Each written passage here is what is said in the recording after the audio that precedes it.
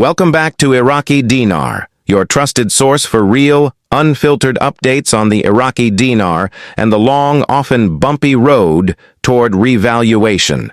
Today, we have a massive and frankly disappointing development that shakes the foundation of what many dinar holders have been hoping for. The headline says it all, and it's a gut punch. The United States has just imposed new sanctions on Iraq, crushing any short-term hopes of a revaluation. This isn't a minor policy tweak.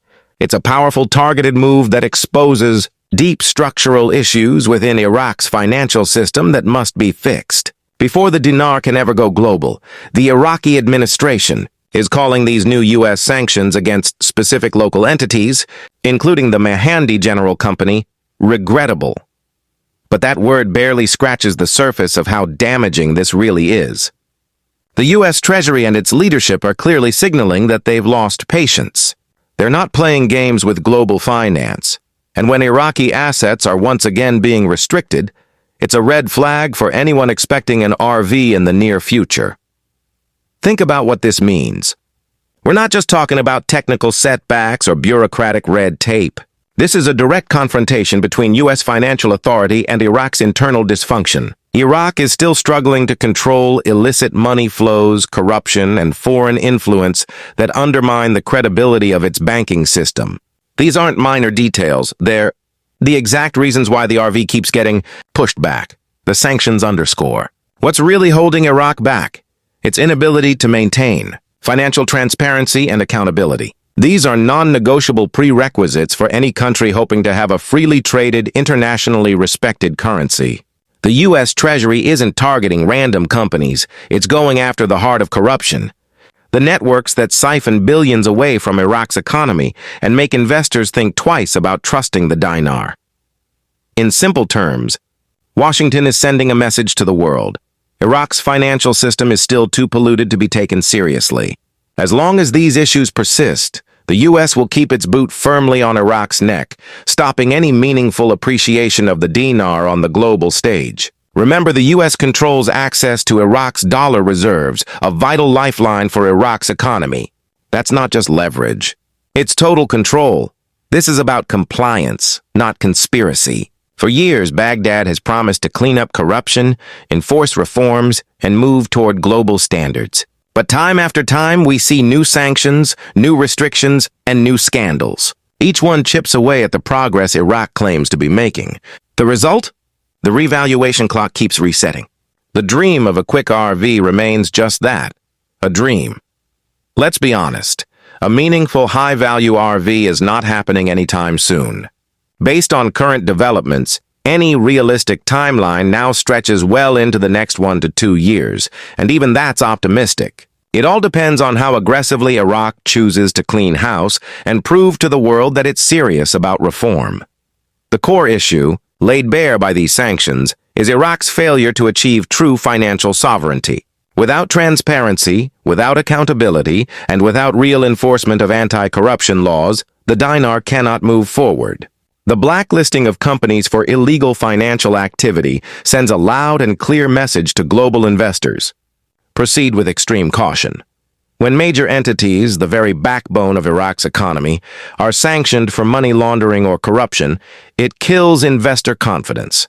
That lack of trust makes the idea of an international RV practically impossible right now. The dream of rejoining the World Trade Organization and floating the dinar freely on Forex platforms is fading fast. A real RV isn't a switch you flip. It's the result of years of consistent reform, legal alignment, and economic credibility. These sanctions show those checkpoints are failing badly. When companies like Mahandi General are implicated in financial wrongdoing, it signals that Iraq's leadership still can't enforce the rule of law. And that institutional weakness destroys faith in the dinar's future. Anyone claiming these sanctions are just a small bump in the road isn't reading the situation correctly. This isn't a buy-the-dip moment. It's a brace-for-impact moment.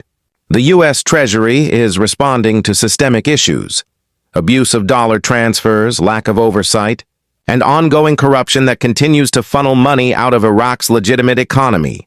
Every time these violations happen, Washington tightens its grip. Each restriction on dollar flows sends shockwaves through Iraq's markets, pushing the RV further out of reach. It's becoming impossible to believe in the fantasy of an instant revaluation when the fundamentals are this shaky. The Central Bank of Iraq is under immense pressure right now. It's trapped between domestic political forces resisting reform and international demands for full compliance. The U.S. clearly doesn't trust that the CBI has control over where its dollars are going, and that's why they keep limiting access to them. Until that trust is rebuilt, the spigot stays closed. And when the U.S. restricts dollar supply, it's not just political, it's economic warfare. That restriction creates deflationary pressure across Iraq, slows growth, and makes a free-floating, high-value dinar impossible. The WTO requirements for accession, transparency, legal consistency, and open trade can't be met when your largest financial partner is sanctioning your companies. So where does that leave Iraq? Stuck. The promise of modernization and transparency is clashing head-on with the old guard, the same corrupt networks that have run the system for decades. The U.S. sanctions are a direct hit on those networks, but they also expose just how deep the problem runs. And until it's fixed, the RV remains paused. Let's be clear, this isn't just Iraq's problem. It's a global concern about financial integrity. The world banking community needs to know that if the dinar becomes internationally traded, it won't become a vehicle for laundering or funding illicit activity. Right now, the U.S. is signaling that risk remains far too high. You can already see the effects in Baghdad: widening gaps between official and street exchange rates, falling public confidence and market uncertainty. Those are the exact opposite conditions needed for a successful RV. A revaluation depends on stability, trust, and global acceptance, all of which are being undermined right now. Every sanction adds to that instability. Every delay erodes confidence further. And so long as Iraq fails to meet international expectations, talk of a near-term RV will remain just talk. Iraq needs to show action, not just promises. That means arresting those behind financial crimes, dismantling shadow networks, and aligning with global anti-money laundering and anti-terrorism standards.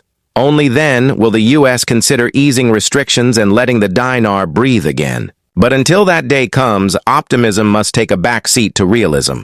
The dream of a sudden RV jackpot isn't just unrealistic. It distracts from the real work Iraq needs to do. Every major world power, not just the United States, is watching how Baghdad handles this crisis. Will it confront the corruption head-on, or continue issuing diplomatic statements while the economy bleeds? That response will determine whether the dinar ever climbs in value. The frustration among investors is understandable. People are tired of waiting, but this isn't about emotion. It's about hard economics. Sanctions have always been one of Washington's most effective foreign policy tools. And right now, they're being used to force Iraq into compliance. Until that compliance is achieved, the dinar will stay where it is, undervalued and restricted. The long-term potential remains, but the short-term reality is bleak. Iraq's heavy reliance on oil revenue makes things even more complicated. For the dinar to truly gain strength, Iraq must diversify its economy and build real, non-oil revenue sources. Ironically, many of the same entities being sanctioned are the ones blocking that diversification through corruption and capital flight. So these sanctions aren't just political pressure. They're exposing the structural flaws that make a revaluation impossible right now. The talk of a 2-year delay isn't pessimism, it's realism. Iraq's response so far, labeling the sanctions regrettable, shows a lack of urgency. That kind of diplomatic language won't reassure investors or the U.S. Treasury. What's needed is bold, transparent action. Until Iraq prosecutes those responsible and reforms its system from the ground up, these sanctions will stay in place. This isn't about revenge or politics, it's about protecting the global financial system. The U.S. dollar is the world's reserve currency, and Washington will defend its integrity at all costs. Any nation that threatens that system, even unintentionally, will face consequences. For dinar holders, this means one thing: the RV is still a long way off. Iraq must first prove it deserves a seat at the table. The revaluation is a reward for reform, not a shortcut to wealth. So the takeaway tonight is simple but sobering.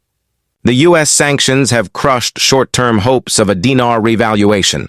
The path forward will be longer, harder, and more uncertain than most expected. Keep your eyes on the reforms, the CBI's compliance steps, and the political courage, or lack thereof, coming out of Baghdad.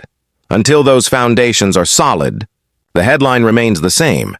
U.S. sanctions delay the Iraqi Dinar RV once again. Stay tuned to Iraqi Dinar for the next update, where we'll break down the latest banking restrictions and what they really mean for the future of the revaluation.